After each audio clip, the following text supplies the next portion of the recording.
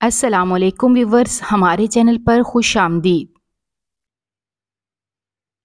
پچھلے آدھے گھنٹے سے وہ شیشے کے سامنے کھڑی تیار ہو رہی تھی، جبکہ اس کی خاص ملازمہ نورا پاس ہی اس کے مہنگے جوتے ہاتھ میں لیے کھڑی تھی۔ 15 منٹ بعد اس کی تیاری مکمل ہوئی تو نورا نے سکون کا سانس لیا۔ آج اس کی مالکن نے تیاری میں کچھ زیادہ ہی وقت لگا دیا تھا۔ یقیناً کوئی بہت ہی خاص بات تھی، لیکن اس میں پوچھنے کی ہمت نہیں تھی۔ اپنی تیاری کو فائنل ٹچ دیتے وہ بے نیازی سے جوتے پہنتے ہوئے ایک ادا سے چلتی ہوئی باہر کی طرف بڑھ گئی۔ اس کے ہر ایک انداز سے غرور ٹپک رہا تھا۔ ملازمہ کو ناشتے کا منع کرتے ہوئے وہ تیزی سے اپنی گاڑی کی طرف بڑھ گئی۔ آج اسے یونیورسٹی پہنچنے کی بہت جلدی تھی۔ گاڑی پارک کر کے وہ سیدھا کینٹین کی طرف بڑھ گئی۔ صبح کا وقت ہونے کی وجہ سے وہاں پہ زیادہ رش نہیں تھا۔ وہ کونے کی ایک ٹیبل پر بیٹھی اس کا انتظار کر رہی تھی۔ اسے پورا یقین تھا کہ آج وہ اسے نظر انداز نہیں کر پائے گا۔ اتنا وقت لگا کر وہ خصوصاً اسی کے لیے تیار ہوئی تھی۔ آس پاس سے گزرتے لڑکے اس کو دیکھ کر آہیں بھر کر رہ گئے۔ وہ تھی ہی اتنی خوبصورت کہ ہر کوئی اس کے حسن کا دیوانہ ہو جائے، لیکن ایک وہی تھا جو اس پر ایک نظر بھی ڈالنا گوارا نہیں کرتا تھا، اور یہی بات دوریا سے برداشت نہیں ہو رہی تھی۔ اسے وہاں بیٹھے ہوئے کافی وقت ہو گیا تھا، لیکن شاذر ابھی تک نہیں آیا تھا۔ وہ مایوس ہو کر اٹھنے ہی والی تھی کہ اسے وہ آتا ہوا نظر آیا۔ وہ خاموشی سے جا کر اپنی مخصوص جگہ پر بیٹھ گیا۔ اس کے بیٹھتے ہی دوریا بھی فوراً سے اٹھ کر اس کے ساتھ جا کر بیٹھ گئی۔ اس نے دوریا کی اس حرکت کو بڑی ناگواری سے دیکھا تھا، پر کہا کچھ بھی نہیں۔ وہ اسے ایسے نظر انداز کیے ناشتہ کرنے لگا جیسے وہ وہاں پر موجود ہی نہ ہو۔ وہ زبان سے تو کچھ نہیں کہتا تھا، لیکن اس کا یوں نظر انداز کرنا دوریا کو بالکل پسند نہیں تھا۔ بتاؤ میں کیسی لگ رہی ہوں؟ اس سے زیادہ دیر وہ نظر انداز ہونا برداشت نہیں کر سکتی تھی، لیکن وہ اسے انسنا کر کے اپنے کام میں مصروف رہا۔ میں تم سے کچھ پوچھ رہی ہوں، وہ غصے سے ٹیبل پر ہاتھ مارتے ہوئے اونچی آواز میں بولی۔ اس کی آواز سن کر آس پاس بیٹھے اسٹوڈنٹ ان دونوں کو دیکھنے لگے۔ شاہزر نے اس کی اس حرکت کو بہت مشکل سے برداشت کیا تھا۔ وہ پچھلے 1 مہینے سے اس کی یہ فضول حرکتیں برداشت کر رہا تھا۔ پہلے پہل اسے لگا کہ اس کے سمجھانے پر وہ پیچھے ہٹ جائے گی، لیکن وہ پتہ نہیں کتنی ڈھیٹ لڑکی تھی جو اس کے پیچھے ہی پڑی ہوئی تھی۔ اسے اپنی عزت بہت عزیز تھی۔ دوریا کی بدولت کافی اسٹوڈنٹ اس کے بارے میں الٹی سیدھی باتیں پھیلاتے رہتے تھے۔ اس سے پہلے کہ وہ اپنا ضبط کھو کر اسے کچھ کہتا کہ دوریا کا دوست علی اسے زبردستی کھینچتا ہوا اپنے ساتھ لے گیا۔ علی، میں کہہ رہی ہوں میرا ہاتھ چھوڑو، وہ غصے سے چیختی ہوئی بولی، لیکن وہ ڈھیٹ بنا اس کا ہاتھ پکڑے ایک طرف بڑھ گیا۔ تھوڑی دیر بعد وہ علی پر اپنا سارا غصہ نکالتے کلاس کی طرف بڑھ گئے۔ علی کی یہ حرکت اس نے بڑی مشکل سے برداشت کی تھی۔ اگر وہ اس کا بچپن کا دوست نہ ہوتا تو وہ اسے رکھ کر ایک لگا بھی دیتی۔ کلاس میں داخل ہوئی تو شاذر اسے اپنی مخصوص جگہ پر بیٹھا ہوا نظر آیا۔ وہ بھی بے نیازی سے جا کر اس کے ساتھ بیٹھ گئی۔ تھوڑی دیر بعد علی بھی آ کر اس کے ساتھ خاموشی سے بیٹھ گیا۔ کلاس کے دوران وہ سارا وقت شاذر کو ہی دیکھتی رہی۔ اس کی یہ حرکت پروفیسر نے بہت مشکلوں سے برداشت کی تھی۔ وہ جانتے تھے کہ وہ اسے کچھ نہیں کہہ سکتے۔ ایک دفعہ پہلے کلاس میں بدتمیزی کرنے پر انہوں نے اسے ڈانٹا تو اگلے دن ہی ڈین کے پاس ان کی پیشی ہو گئی تھی۔ یہ وہی جانتے تھے کہ انہوں نے اپنی نوکری کس طرح بچائی تھی۔ پروفیسر کے جاتے ہی وہ اٹھ کر باہر کی طرف بڑھ گیا۔ آج اس نے اسے کچھ بھی نہیں کہا تھا، اور اس کی یہ خاموشی دوریا کو بہت کھل رہی تھی، ورنہ وہ ہمیشہ ہی اس کی حرکتوں پر بغیر کوئی لحاظ کیے سنا دیتا تھا۔ اس کے جانے پر وہ بھی تیزی سے اٹھ کر اس کے پیچھے بھاگی، لیکن جب تک وہ باہر آئی وہ جا چکا تھا۔ اس کے جانے کے بعد وہ بھی پارکنگ کی طرف بڑھ گئی۔ وہ یونیورسٹی صرف اس کی وجہ سے ہی آتی تھی، ورنہ پڑھنے کا اسے کوئی خاص شوق نہیں تھا۔ یونیورسٹی اس کے لیے صرف ٹائم پاس کرنے کی جگہ تھی۔ گھر پہنچی تو چاروں طرف سناٹا چھایا ہوا تھا۔ ملازم معمول کے مطابق اپنے کاموں میں مصروف تھے۔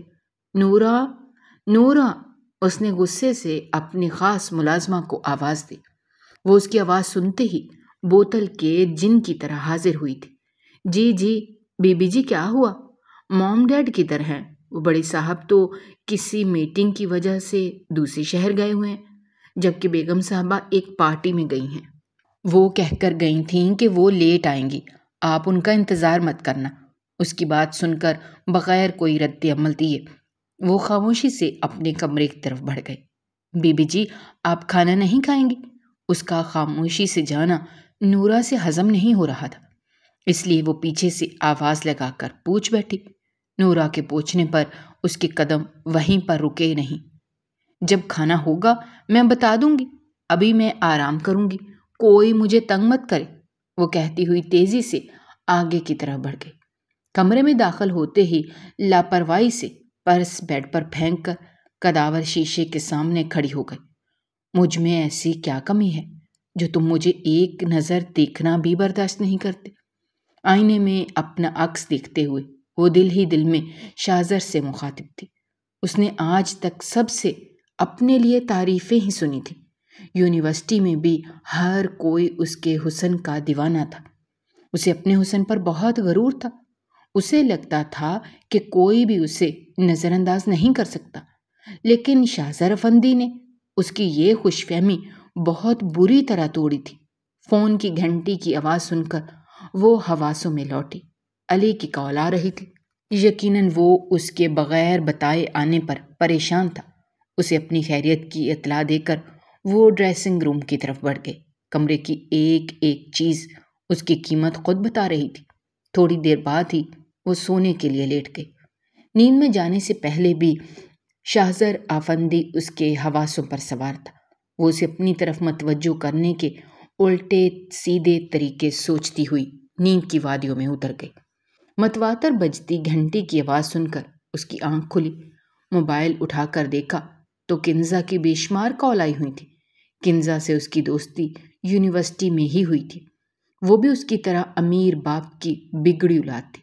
اسے الٹے سیدھے مشورے دینے میں زیادہ اسی کا ہاتھ ہوتا تھا۔ ابھی بھی شاہزر کو اپنی طرف متوجہ کرنے کے سارے طریقے وہی بتا رہی تھی۔ اسے بعد میں کال کرنے کا سوچ کر وہ فریش ہونے چلی گئی۔ ملازمہ کو کافی کا بول کر وہ گارڈن میں جا کر بیٹھ گئی۔ یہ اس کی سب سے پسندیدہ جگہ تھی۔ اکثر فارغ وقت میں وہ یہیں پر آ کر بیٹھتی تھی۔ ابھی بھی وہ آنکھیں موندے پرسکون بیٹھی کافی کا انتظار کر رہی تھی کہ زوردار آواز سن کر ڈر گئی۔ آنکھیں کھولی تو سامنے ہی علی کھڑا شرارتی نظروں سے اسے دیکھ رہا تھا۔ تم یہاں کیا کر رہے ہو؟ وہ غصے سے بولی۔ اپنے گھر میں چین نہیں آتا کیا جو ہر وقت منہ اٹھائے آ جاتے ہو؟ آتا ہے، لیکن وہ کیا ہے نا کہ صبح میری ایک پیاری سی دوست ناراض ہو کر چلی گئی تھی، بس اسے ہی منانے آیا ہوں۔ نہیں ہوں میں تم سے ناراض، اب تم جاؤ۔ میں نے کب کہا کہ میں تمہیں منانے آیا ہوں؟ وہ اسے زج کرتے ہوئے بولا۔ علی، تم جاتے ہو یا پھر میں تمہارا سر پھاڑ دوں؟ یار جا رہا ہوں، اس میں اتنا غصہ کرنے کی کیا ضرورت ہے؟ ایک کافی ہی پلا دو گھر آئے مہمان کو، سوکھے منہ واپس بھیجو گی؟ مہمان تمہاری طرح ہر وقت نہیں ٹپک پڑتے۔ ہاں تم صحیح کہہ رہی ہو، یہ میرا اپنا ہی گھر ہے، وہ برا مانے بغیر بولا۔ اسی وقت ہی نورا اس کی کافی رکھ کر گئی تو وہ بغیر جھجکے اٹھا کر پینے لگا۔ یہ میری کافی تم کس کی اجازت سے پی رہے ہو؟ اس کی یہ حرکت بمشکل برداشت کرتے ہوئے وہ بہت ضبط سے بولی۔ یہ تم نے میرے لیے نہیں منگوائی تھی؟ مجھے لگا شاید تمہیں احساس ہو ہی گیا کہ گھر آئے مہمان کی تھوڑی خدمت بھی کرتے ہیں، لیکن اب کیا فائدہ، اب تو یہ میں نے پی لی ہے، تم اپنے لیے دوسری منگوا لو۔ بے نیازی سے کہہ کر وہ ادھر ادھر دیکھتے ہوئے سکون سے کافی سے لطف اندوز ہونے لگا۔ وہ جانتی تھی اسے اب کچھ بھی کہنا بیکار ہے، وہ کچھ زیادہ ہی ڈھیر تھا۔ اس کی ہر بدتمیزی ہنس کر برداشت کر لیتا تھا۔ تھوڑی دیر بعد ہی وہ خالی کپ رکھتے ہوئے اٹھ کھڑا ہوا۔ چلو اب میں چلتا ہوں، اگلی بار کھانا کھا کر جاؤں گا۔ اگر تمہیں پھر سے میری یاد آئی تو مجھے بلا لینا، غلام اگلے لمحے ہی حاضر ہو جائے گا۔ اس کے بولنے کا انداز ایسا تھا جیسے ابھی بھی دوریا نے اسے زبردستی بلایا ہو۔ وہ اسے خدا حافظ کہتے ہوئے چھلاوے کی طرح غائب ہو گیا۔ اس کے جانے کے بعد چاروں طرف پھر سے وہی خاموشی چھا گئی تھی۔ وہ اس کا بہت ہی اچھا دوست تھا۔ دونوں کی دوستی اسکول کے وقت سے تھی۔ وہ اس کے پڑوس میں ہی رہتا تھا۔ دوریا کی طرح وہ بھی اکلوتا تھا۔ موم ڈیڈ کے اپنے کاموں میں مصروف ہونے کی وجہ سے وہ کافی اکیلی پڑ جاتی تھی۔ ایسے وقت میں علی ہی اپنی چلبلی طبیعت کی بدولت ہر وقت اس کا موڈ خوشگوار رکھتا تھا۔ وہ جب بھی پریشان ہوتی، وہ بغیر کچھ کہے اپنی الٹی سیدھی حرکتوں سے اس کو خوش کرنے میں لگا رہتا۔ وہ دوستی کے معاملے میں بہت ہی خوش قسمت تھی، ورنہ آج کل اتنا مخلص دوست ملنا بہت ہی مشکل ہوتا ہے۔ فون کی گھنٹی بجی تو اس نے دیکھا علی کا میسج تھا۔ وہ اسے اندر جانے کو بول رہا تھا۔ سر اٹھا کر اس نے آس پاس دیکھا تو مغرب کا وقت ہو رہا تھا۔ اپنی سوچوں میں گم اسے وقت گزرنے کا احساس ہی نہیں ہوا تھا۔ وہ اندر آئی تو سارے ملازم جا چکے تھے۔ ایک نورا ہی تھی جو لاؤنج میں بیٹھی اس کا انتظار کر رہی تھی۔ اس کی ڈیوٹی رات تک ہوتی تھی۔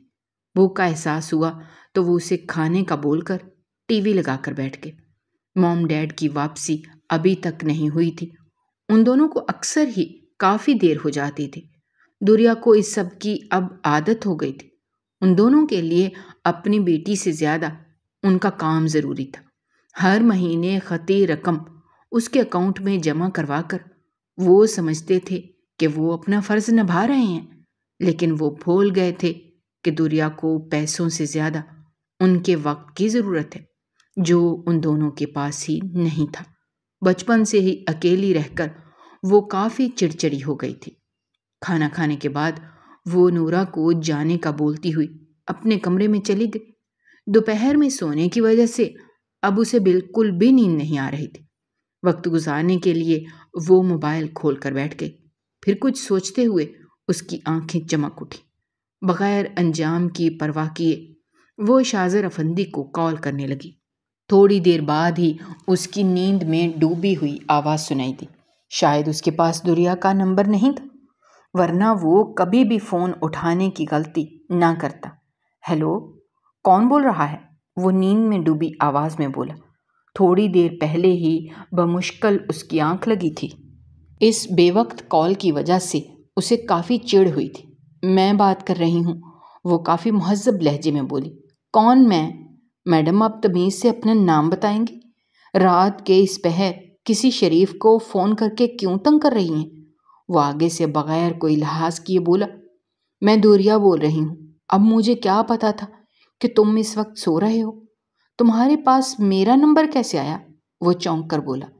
میرے لیے تمہارا نمبر پتہ کرنا کوئی مشکل کام نہیں ہے، اور ویسے میں یہ بھی جانتی ہوں کہ تم کہاں رہتے ہو، تو پھر کیا خیال ہے کسی دن اچانک تمہارے ہاسٹل آ کر سرپرائز دیا جائے؟ وہ شرارتی لہجے میں بولی۔ دوریا بی بی، ہمت بھی نہیں کرنا، میں تمہاری حرکت نظر انداز کر دیتا ہوں۔ اس کا یہ مطلب نہیں ہے کہ میں کچھ کر نہیں سکتا۔ تم ایک لڑکی ہو، اس لیے میں تمہاری عزت کرتا ہوں۔ بہتر ہے کہ تم اپنے قدم یہیں پر روک لو، یہ نہ ہو بعد میں تمہیں پچھتانا پڑے۔ اور ہاں، مجھے دوبارہ کال کرنے کی ضرورت نہیں ہے۔ یہ کہتے ہوئے وہ ٹھک سے فون بند کر گیا۔ اس کے اس طرح فون بند کرنے پر اس سے کافی غصہ آیا۔ شاذر افندی، اب تو سچ میں تمہارا کچھ کرنا پڑے گا۔ اگر میں نے تمہیں اپنا دیوانہ نہ بنایا تو میرا نام بدل دینا۔ وہ دل ہی دل میں اس سے مخاطب ہوتے ہوئے آگے کے منصوبے بنانے لگی۔ ساری رات جاگنے کی وجہ سے صبح فجر کے قریب اس کی آنکھ لگی تھی۔ آج اس نے یونیورسٹی سے چھٹی کرنے کا سوچا تھا۔ دوپہر کے وقت اپنی نیند پوری کر کے وہ نیچے آئی تو خلاف معمول موم ڈیڈ گھر پر ہی تھے۔ انہیں ایک نظر دیکھ کر وہ کچن میں چلی گئی۔ نورا کو ناشتہ بنانے کا بول کر وہیں پر بیٹھ گئی۔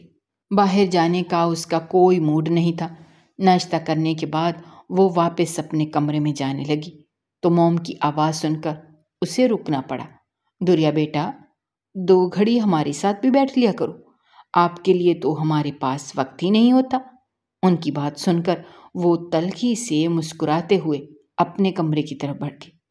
جب اسے ان دونوں کی ضرورت تھی تب تو وہ اپنے کاموں میں ہی مصروف ہوتے تھے، اور آج اس سے شکوے کر رہے تھے۔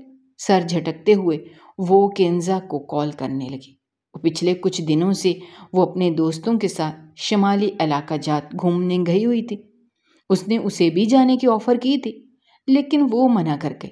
مصروف ہونے کی وجہ سے شاید اس نے فون نہیں اٹھایا تھا۔ وہ کمرے میں بیٹھ کر بور ہونے لگی۔ علی بھی پتہ نہیں کہاں تھا، شاید وہ بھی یونیورسٹی نہیں گیا تھا، ورنہ اس کی غیر حاضری کا جان کر وہ ابھی تک اس سے ملنے آ گیا ہوتا۔ جب بوریت حد سے بڑھ گئی تو وہ نیچے جا کر موم ڈیڈ کے پاس بیٹھ گئی۔ وہ دونوں ابھی بھی اپنے کام کی باتوں میں مصروف تھے۔ دوریا بیٹا، شام کو ایک پارٹی ہے، آپ بھی میرے ساتھ چلنا، بہت انجوائے کرو گی۔ موم کے کہنے پر وہ انہیں منع کر گئی۔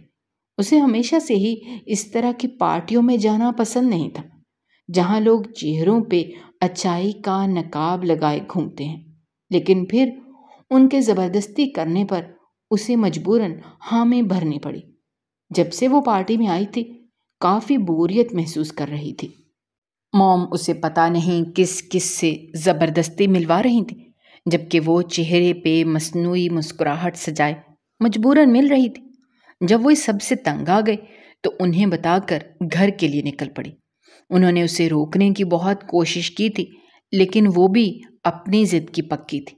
اگلے دن وہ یونیورسٹی گئی تو کنزا بھی آئی ہوئی تھی۔ وہ کینٹین میں اپنی مخصوص جگہ پہ بیٹھی اس کے ساتھ باتوں میں مصروف تھی۔ اور بتاؤ، شاذر افندی تمہارے جال میں پھنسا یا نہیں؟ یار کہاں، وہ تو مجھے دیکھنا بھی گوارا نہیں کرتا۔ تمہیں بتاؤ میں اب کیا کروں؟ میں نے ہر طریقہ آزما کر دیکھ لیا، لیکن وہ مجھے گھاس ہی نہیں ڈالتا۔ تمہیں بتاؤ مجھ میں کس چیز کی کمی ہے؟ میں خوبصورت ہوں، ذہین ہوں، اور سب سے بڑھ کر کروڑوں کی جائیداد کی اکلوتی وارث بھی ہوں۔ اسے اور کیا چاہیے؟ لیکن پتہ نہیں اس میں کتنا غرور ہے۔ لیکن تم بھی دیکھنا، میں ایک دن اس کی اس نام نہاد اچھائی کا پردہ فاش کر کے رہوں گی۔ پھر اسے پتہ چلے گا کہ دوریا کو انکار کر کے اس نے کتنی بڑی غلطی کی ہے۔ تمہارے پاس کوئی آئیڈیا ہے تو مجھے بتاؤ، وہ کنزا کو دیکھتے ہوئے بولی۔ ہاں، لیکن پتہ نہیں تم وہ پورا کر بھی پاؤ گی یا نہیں، وہ مایوسی سے بولی۔ تم اس کی فکر مت کرو، تم مجھے آئیڈیا بتاؤ، اسے پورا کرنا میرا کام ہے، وہ پرجوش سی بولی۔ کنزا آگے ہو کر اس کو دھیمی سی آواز میں سارا منصوبہ بتانے لگی۔ کیا اس سے کام بن جائے گا؟ اس کی ساری بات سن کر وہ بولی، ہاں کیوں نہیں، بس تم میری بات پر عمل کر کے دیکھو، پھر دیکھنا وہ کیسے تمہارے پیچھے آتا ہے۔ ہاں لیکن علی کو اس بارے میں بالکل نہیں پتہ چلنا چاہیے، تمہارا وہ دوست پھر تمہارے منصوبے پر پانی پھیر دے گا۔ کنزا اس کو آخر میں ہدایت کرنا نہیں بھولی تھی۔ تم اس کی فکر مت کرو، اسے کچھ نہیں پتہ چلے گا۔ ویسے علی سے یاد آیا، وہ نظر نہیں آ رہا، ورنہ ہر وقت تو تمہارے ساتھ باڈی گارڈ بن کر گھومتا رہتا ہے۔ کنزا چڑھ کر بولی۔ دیکھو تم اس کے بارے میں اس طرح بات مت کرو، وہ میرا سب سے اچھا دوست ہے، اور میں اس کے بارے میں کسی سے بھی کچھ غلط نہیں سن سکتی۔ آئندہ اس طرح بولتے ہوئے احتیاط کرنا، ورنہ میں تم سے دوستی ختم کرنے میں ایک لمحہ نہیں لگاؤں گی۔ وہ کافی غصے میں بولی۔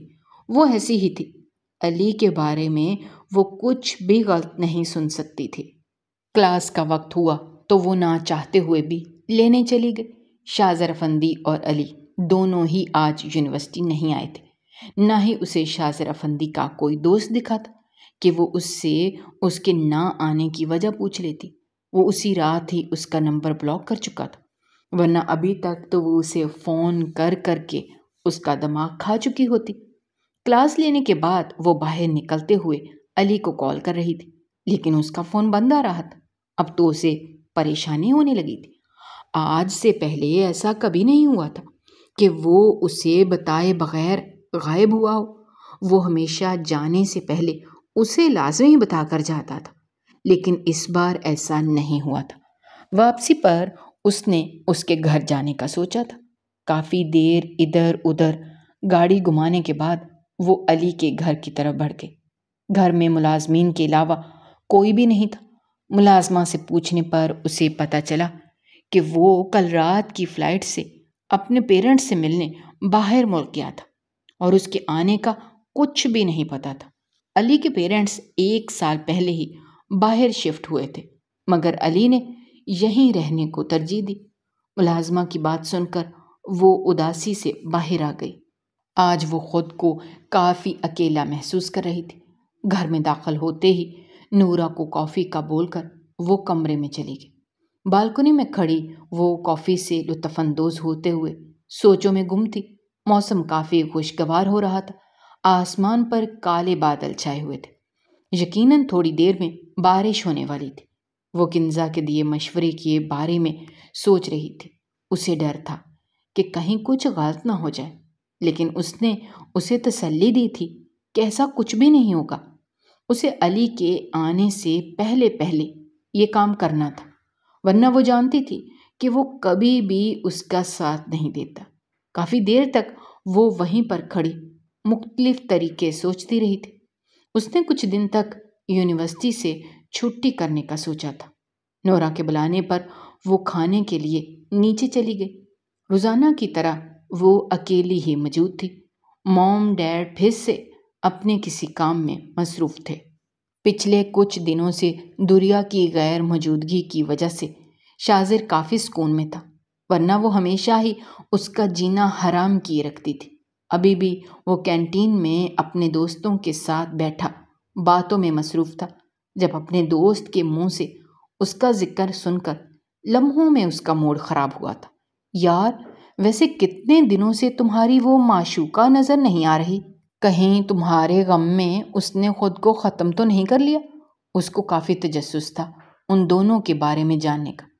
میں نے تمہیں کتنی دفعہ منع کیا ہے نا کہ اس کے ساتھ میرا نام مت ملایا کرو، اور آئندہ کسی بھی لڑکی کا اس طرح میرے سامنے ذکر مت کرنا۔ وہ کافی سخت لہجے میں بولا۔ یار، میں تو مذاق کر رہا تھا، تم تو سیریس ہی ہو جاتے ہو۔ کیا بندہ اپنے دوست سے مذاق بھی نہیں کر سکتا؟ اس کو غصہ کرتے دیکھ کر اس کا دوست بولا۔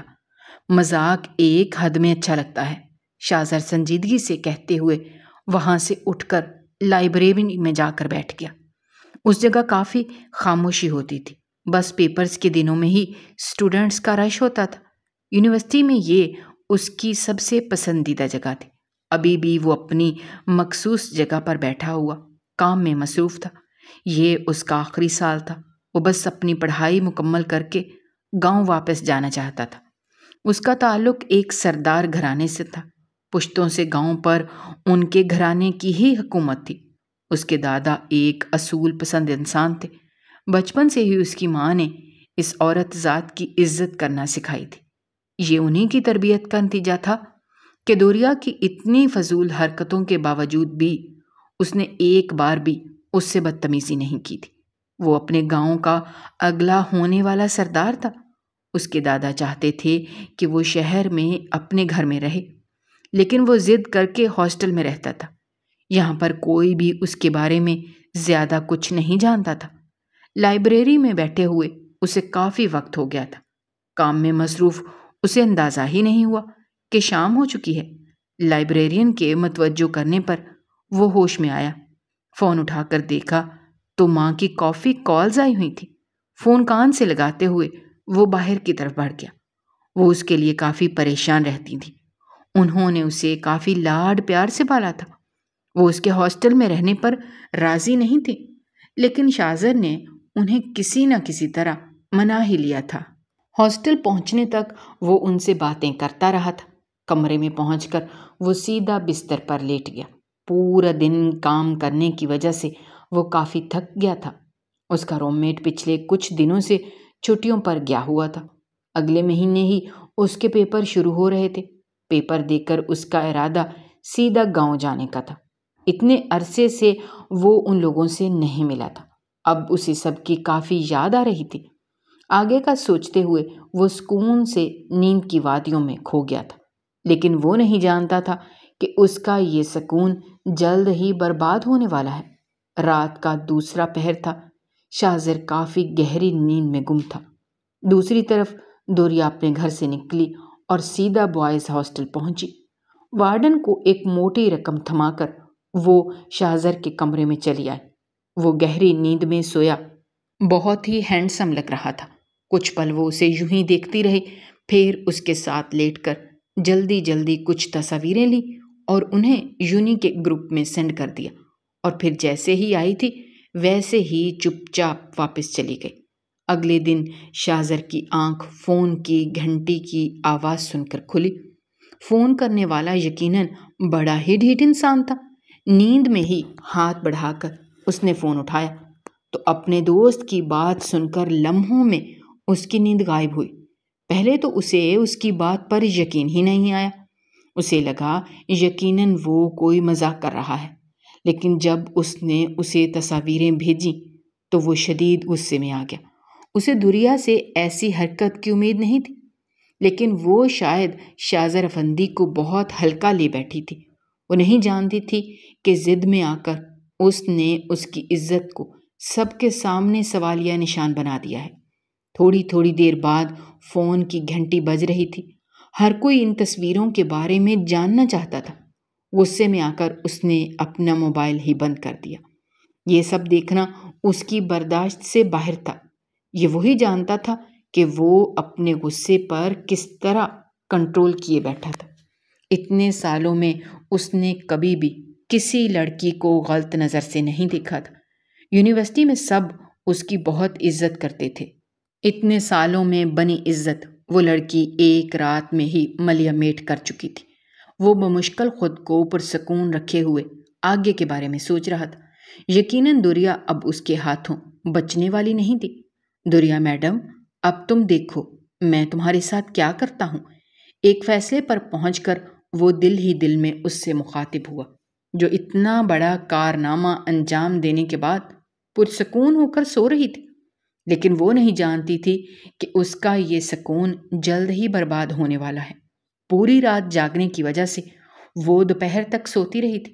نیچے آئی تو ملازمہ سے پتہ چلا کہ صبح سے اس کے لیے کالز آ رہی ہیں۔ یہ سن کر اسے کافی حیرت ہوئی۔ وہ سونے سے پہلے اپنا فون بند کر کے سوئی تھی، اسی لیے سب گھر کے نمبر پر کال کر رہے ہوں گے۔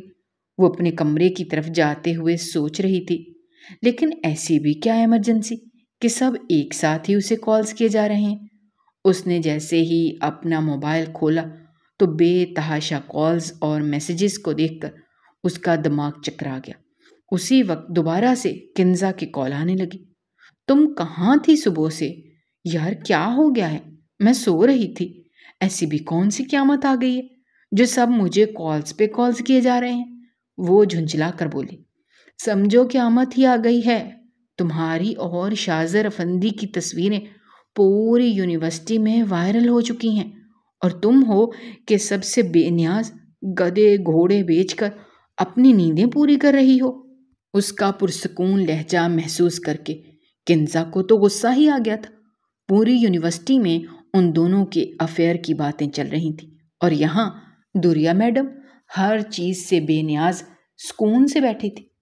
یار تم تو ایسے پوچھ رہی ہو جیسے اس بارے میں تم کچھ جانتی ہی نہ ہو۔ شاید تم بھول رہی ہو، یہ کرنے کا مشورہ تم نے ہی مجھے دیا تھا۔ یار تم کیسی بات کر رہی ہو؟ میں نے تو مذاق کیا تھا اور تم سنجیدہ سمجھ بیٹھی۔ میں اتنی پاگل تھوڑی ہوں جو تمہیں ایسی حرکتیں کرنے کا مشورہ دوں گی۔ کنزا کے اس طرح بولنے پر وہ غصے سے فون بند کر گئے۔ کنزا جانتی تھی کہ شاہزر شدید ترین غصے میں آ گیا ہے۔ یہ بات اسے جونیئر کلاس کے لڑکوں سے ہی پتہ چلی تھی جو اسی بارے میں بات کر رہے تھے۔ ان میں سے کچھ لڑکے شاہزر کے ہاسٹل میں ہی پڑھتے تھے، اور انہوں نے صبح سویرے شاہزر کو غصے میں دیکھا تھا۔ اس لیے اب اپنا آپ اس مسئلے سے باہر نکالنے کے لیے کنزا نے صاف صاف اس بات سے انکار ہی کر دیا کہ میں نے تمہیں سیریس ہونے کو نہیں کہا تھا۔ وہ نہیں چاہتی تھی کہ شاہزر کے غصے کا شکار ہو اور اپنا کوئی نقصان کروا بیٹھے، لیکن دوریا کو اس کی کوئی ضرورت نہیں تھی۔ اسے لگ رہا تھا کہ اس نے جو کیا ہے بالکل ٹھیک کیا ہے۔ اب شاہزر کا غصہ اور اس کی انا ٹوٹ کر چکنا چور ہو چکی ہوگی۔ ایسے میں اس کا چہرہ دیکھنا چاہیے، کیسا لگ رہا ہوگا؟ بے بس سا کیسے سب کے سامنے بیٹھ کر کہتا تھا مجھے تو اس لڑکی سے کوئی لینا دینا نہیں، اس میں کوئی دلچسپی نہیں ہے۔ اب جب سب لوگ فوٹوز دیکھ رہے ہوں گے تو نہ جانے کیا کچھ سوچ رہے ہوں گے اور اسے جھوٹا بھی کہہ رہے ہوں گے۔ ابھی بیٹھی وہ اس نظارے کا مزہ ہی لے رہی تھی کہ اسی وقت اس کا موبائل دوبارہ سے بجنے لگا۔ اب نہ جانے کون ہے جو کال کر رہا ہے۔ اس نے موبائل اٹھاتے جیسے ہی اسکرین پر جگمگاتے نمبر کو دیکھا تو حیران رہ گئی۔ وہ علی تھا۔ او نو، یقیناً اسے بھی خبر مل چکی ہوگی۔ جیسے ہی اس نے کال پک کی تو علی بنا کسی لحاظ کے شروع ہو گیا۔ تم نے یہ کیا کیا ہے؟ تم جانتی بھی ہو کہ شاذر اصل میں ہے کون؟ میں نے کتنی بار تم سے کہا ہے کہ اس سے ایسے الجھا مت کرو، لیکن جو حرکت تم نے اب کی ہے نا، اس کا خمیازہ تو تمہیں بھگتنا ہی پڑے گا۔ علی کے منہ سے یہ سب سن کر پہلی بار اسے خوف محسوس ہوا تھا۔ وہ تو شاذر کو ایک معمولی سا انسان سمجھتی تھی، اس کی حقیقت سے بالکل بھی واقف نہیں تھی، لیکن یہاں سب اس کے بارے میں عجیب عجیب باتیں کر رہے تھے۔ اس نے اپنا موبائل دوبارہ سے بند کر دیا اور چپ چاپ کمرے میں بیٹھ گئی۔ نورا کو بھی اس نے حکم دے دیا کہ گھر کے نمبر پر اگر کوئی کال آئے تو کال مت اٹھانا۔ اب وہ بری پھنسی تھی، کچھ سمجھ نہیں آ رہا تھا کہ کیا کرے۔ یونیورسٹی جا کر شاذر کا سامنا کرنے کی بھی ہمت نہیں تھی، لیکن کتنے دن تک وہ گھر پر بیٹھ سکتی تھی؟ 2 دن بعد وہ ہمت کر کے یونیورسٹی کے لیے نکل ہی گئی۔ پہلی بار یونیورسٹی میں قدم رکھتے ہوئے اسے ڈر لگ رہا تھا۔ جیسے ہی اس نے ڈپارٹمنٹ میں قدم رکھا، سارے اسٹوڈنٹس اس کے ارد گرد جمع ہو گئے۔ سب کی زبانوں پر ایک ہی سوال تھا، تمہارے اور شاذر کے بیچ میں یہ سب کیا چل رہا تھا؟ شاذر تو ہمیشہ ہی تمہیں نظر انداز کرتے آیا تھا، لیکن تم نے کیا جادو چلایا کہ وہ تمہارا اتنا دیوانہ ہو گیا؟ اور تم اس کے ہاسٹل میں کیسے پہنچی؟ سب اچانک سے سوالات کی برسات کرنے لگے۔ کسی نہ کسی طرح وہ ان کے چنگل سے نکل کر لائبریری میں آ کر بیٹھ گئے، لیکن یہاں پر بھی سکون میسر نہیں آیا۔ سب اسے عجیب نظروں سے دیکھ رہے تھے، اسے منہ چھپانے کی جگہ نہیں مل رہی تھی۔ اس نے جو سوچا تھا اس کا الٹ ہو رہا تھا، شاذر کے بجائے اس کی ہی بدنامی ہو رہی تھی۔ ابھی تک اس کا سامنا شاذر سے نہیں ہوا تھا۔ 1 بجے اس نے گھر واپسی کا ارادہ کیا۔ آج وہ اپنی گاڑی بھی لے کر نہیں آئی تھی۔ پریشانی میں اسے کچھ سمجھ نہیں آ رہا تھا۔ اس سے پہلے کہ وہ ڈرائیور کو کال کر کے گاڑی منگواتی، ایک دم سے سنسان پڑے پارکنگ لاٹ میں کسی نے اس کے چہرے پر رومال رکھ دیا۔ وہ رومال رکھنے والے کو نہیں دیکھ پائی۔ اپنے ہاتھ پاؤں مارتی وہ خود کو چھڑوانے کی مسلسل کوشش کر رہی تھی، لیکن شاید رومال پر بے ہوشی کی دوا لگی تھی، جس کی وجہ سے تھوڑی ہی دیر میں اسے چکر آئے اور وہ ہوش و حواس سے بیگانہ ہو گئی۔ جب اس کی آنکھ کھلی تو اس نے خود کو ایک بڑے سے کمرے میں قید پایا، جہاں ہر طرف اندھیرا ہی اندھیرا چھایا ہوا تھا۔ اسے کچھ سمجھ نہیں آ رہی تھی۔ تھوڑی دیر تو اسے اس اندھیرے سے مانوس ہونے میں لگ گئی، پھر وہ زور زور سے چلانے لگ گئے، مجھے چھوڑو، مجھے چھوڑو، تم کون ہو؟ مجھے یہاں کیوں لائے ہو؟ ابھی تم میرے پاپا کے بارے میں نہیں جانتے۔ اگر انہیں پتہ چلا کہ تم مجھے یہاں لائے ہو تو وہ تمہارا جینا حرام کر دیں گے۔ تمہیں کتنے پیسے چاہیے؟ نہ جانے وہ کیا کچھ کہہ رہی تھی، لیکن وہاں کوئی بھی اس کی بات نہیں سن رہا تھا۔ تھوڑی دیر بعد دروازہ کھلا اور کوئی اندر داخل ہوا۔ ایک دم سے کمرہ روشنیوں میں نہا گیا۔ آنے والے نے ساری لائٹس آن کر دی تھیں۔ اس نے فوراً سے اپنی آنکھیں چندیا لیں، اور جب اس نے دوبارہ آنکھیں کھولیں تو اپنے سامنے شاذر کو دیکھ کر اس کی بولتی بند ہو گئی۔ شاذر اس کے سامنے بیٹھ گیا۔ ہاں تو مس دریا، بہت شوق ہے نا تمہیں میرے ساتھ سونے کا، تو اب اپنا شوق پورا کر لو۔ یہ کہتے ہوئے وہ اس کی طرف جھکا تو وہ اپنے آپ میں سمٹ گئی اور پھر منمناتے ہوئے کہنے لگی، وہ سب تو میں نے اپنی دوست کے کہنے پر کیا تھا۔ دیکھو مجھ سے بہت بڑی غلطی ہو گئی ہے، میں تم سے معافی مانگتی ہوں، پلیز مجھے جانے دو، میں ایسی ویسی لڑکی نہیں ہوں۔ اس کی بات سن کر شاذر زور زور سے ہنسنے لگا اور بولا، ارے مس دوریا، تم تو چاہتی تھی کہ میں تمہارے سامنے گڑ گڑاؤں اور تمہارے قدموں میں گر جاؤں، لیکن دیکھو یہاں تو تم میرے سامنے گڑ گڑا رہی ہو۔ سوچو اگر کسی کو پتہ چل گیا کہ تم میرے قبضے میں ہو تو تمہارے گھر والوں کی کتنی بدنامی ہوگی۔ تمہارے پاپا جو بزنس کو لے کر پاگل ہیں، ان کی ریپوٹیشن خراب ہو کر رہ جائے گی۔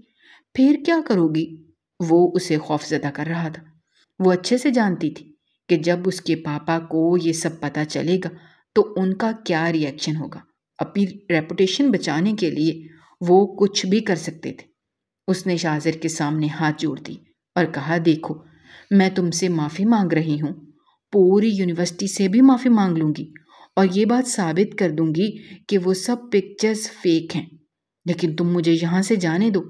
اس کے بدلے تم مجھ سے جو کہو گے میں تمہاری بات مانوں گی، لیکن دیکھو مجھے ہاتھ مت لگانا۔ شاہزر چند پل خاموشی سے اسے دیکھتا رہا، پھر کہا، ٹھیک ہے، کیا تم میری ہر بات مانو گی؟ اس کے لہجے میں کچھ عجیب سا تھا، لیکن دوریا نے پھر بھی ہاں کر دی۔ پھر وہ اٹھ کر چلا گیا۔ باہر آ کر اس نے دوریا کے پاپا کو کال کی اور کہا کہ تمہاری بیٹی میرے قبضے میں ہے۔ اگر تم نہیں چاہتے کہ یہ بریکنگ نیوز بنے تو اپنی بیٹی کا نکاح مجھ سے کروا دو، ورنہ انجام کے ذمہ دار تم خود ہوگے۔ اس کے پاپا نے جب یہ بات سنی تو فوراً سے پریشان ہو گئے۔ عام طور پر لوگ پیسے وغیرہ کا مطالبہ کرتے ہیں، لیکن یہ عجیب ہی مطالبہ کر رہا تھا۔ وہ نہیں جانتے تھے کہ وہ شخص کون ہے، لیکن اپنی ریپوٹیشن بچانے کے لیے انہیں اس کی بات ماننی ہی تھی۔ انہوں نے فوراً سے اپنی بیوی کو بلوایا اور ساری بات اسے بھی بتا دی۔ یہ سن کر دوریا کی ماں بھی پریشان ہو گئی۔ دونوں فوراً سے شاہزر کی بتائی ہوئی جگہ پر پہنچے۔ شاہزر اپنے شہر والے گھر میں موجود تھا۔ ویسے تو وہ بنا انہیں بتائے بھی نکاح کر سکتا تھا، لیکن دوریا میڈم کو ایسے سبق کیسے حاصل ہوتا؟ جب دوریا کے ماں باپ وہاں پر آئے تو شاہزر نے انہیں ساری بات بتائی اور کہا کہ یہ سب آپ کی بیٹی کی غلطی کی وجہ سے ہی ہوا ہے۔ میں کوئی ایسا ویسا آدمی نہیں ہوں جو سب کچھ بھول جاؤں اور معاف کر دوں۔ میں اپنے گاؤں کا ہونے والا سردار ہوں۔ میرے ہاں معافی کی کوئی گنجائش نہیں۔ یہ نکاح ہر صورت میں ہوگا، ورنہ بدنامی آپ کی ہی ہوگی۔ اس کے ماں باپ دوریا سے ملے تو دوریا کو لگا جیسے وہ اسے بچانے آئے ہیں، لیکن جیسے ہی اس کے پاپا نے کہا کہ ہم تمہاری شادی کروانے آئے ہیں تو وہ اپنی جگہ پر جم کر کھڑی ہو گئی اور پھر لاکھ اس نے انکار کیا، لیکن اس کے پاپا اور ماما دونوں نے کہا کہ یہ سب تمہاری ہی غلط حرکت کی وجہ سے ہوا ہے۔ ہم نہیں چاہتے کہ سب میں ہماری بدنامی ہو، اس لیے چپ چاپ نکاح کے لیے مان جاؤ۔ روتے دھوتے دوریا نے نکاح نامے پر سائن کیے۔ شاہزر اپنی اس جیت پر بہت ہی خوش تھا۔ پھر وہ دوریا کو وہاں سے لیے سیدھا اپنے گاؤں چلا آیا۔ اس کی ماں نے جب اس کے ساتھ ایک لڑکی کو دیکھا تو کہنے لگی، ارے بیٹا یہ کون ہے؟ تمہاری دوست ہے کیا؟ وہ کافی حیرت سے پوچھ رہی تھی، کیونکہ ان کے گاؤں میں اس طرح کی دوستیاں بالکل پسند نہیں کی جاتی تھیں۔ لیکن جب اس نے سب کو جمع کر کے بتایا کہ یہ میری بیوی ہے تو سب کو حیرت کا ایک شدید جھٹکا لگا۔ بہرحال یہ شاہزر کا فیصلہ تھا، اس لیے سب کو دوریا کو گھر کی بہو کے طور پر قبول کرنا پڑا۔ دوریا کو کچھ سمجھ نہیں آ رہی تھی کہ وہ اپنی اس زندگی کی شروعات کیسے کرے۔ سب اتنا اچانک ہوا تھا۔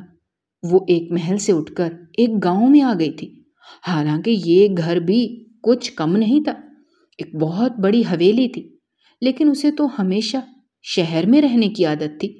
یہاں رہ کر وہ کیا کرے گی؟ اوپر سے شاہزر پر جب بھی نظر پڑتی تو یوں لگتا جیسے وہ اسے کچا چبانے کو تیار ہے۔ 2 دن ہو گئے تھے اسے یہاں آئے ہوئے۔ وہ الگ کمرے میں رہ رہی تھی، کیونکہ شاہزر کی ماں نے کہا تھا کہ نکاح تو تم کر کے آ گئے ہو، لیکن لڑکی کو ہمیں اپنی طرف سے رخصت کر کے تمہارے کمرے میں بھیجیں گے۔ تمہیں ہماری روایات کا اچھے سے پتہ ہے۔ شاہزر نے بھی اس بات پر کوئی اعتراض نہ کیا اور پھر دلہن کی طرح دوریا کو سجایا گیا۔ اپنی قسمت پر اسے شدید رونا آ رہا تھا اور غصہ بھی آ رہا تھا کہ کاش کنزا کی اس فضول سی بات کو میں نے سیریس نہ لیا ہوتا، میں بھی کہاں پھنس گئی ہوں۔ اور پھر اسے بہت سی رسموں کے بعد شاہزر کے کمرے میں بھیج دیا گیا۔ شاہزر جب اپنے کمرے میں آیا تو اسے دلہن کے روپ میں بیٹھے دیکھ کر بے ساختہ مسکرا اٹھا۔ آج تو واقعی میں وہ قیامت ڈھا رہی تھی۔ وہ واقعی میں بہت حسین تھی، لیکن اس کی حرکتوں کی وجہ سے شاہزر نے کبھی بھی اس پر غور نہیں کیا تھا۔ وہ دریا کے پاس آ کر بیٹھ گیا تو دریا اپنے آپ میں سمٹ سی گئی۔ اسے سمجھ نہیں آ رہا تھا کہ شاہزر اس کے ساتھ کیسا سلوک کرے گا، اس لیے وہ کافی زیادہ گھبراہٹ کا شکار تھی۔ شاہزر نے اس کا ہاتھ تھاما تو گویا کرنٹ اس کے جسم میں دوڑ سا گیا۔ شاہزر نے اس کی طرف دیکھتے ہوئے کہا، ڈرنے کی ضرورت نہیں ہے، میں تمہیں نقصان پہنچانے کی غرض سے نہیں لایا۔ تم ہمیشہ میرے پیچھے بھاگتی تھی اور تمہاری سب سے بڑی خواہش تھی کہ تم میری زندگی کا حصہ بنو۔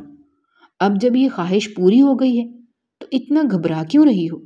ارے میں وہی شاہزر ہوں جس کے پیچھے پیچھے تم بھاگتی رہتی تھی۔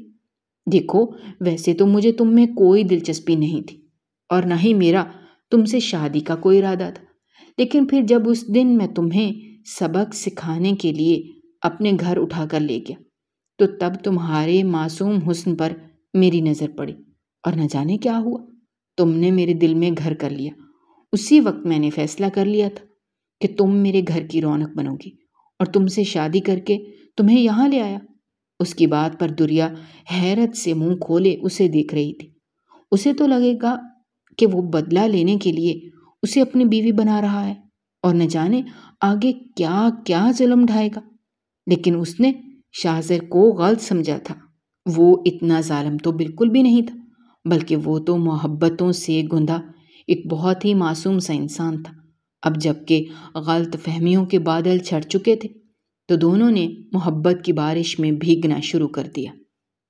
اگر آپ کو ہماری کہانیاں پسند آ رہی ہیں تو ہمارے چینل کو سبسکرائب کیجیے، ویڈیوز پر کمنٹ کیجیے اور شیئر کیجیے۔ شکریہ۔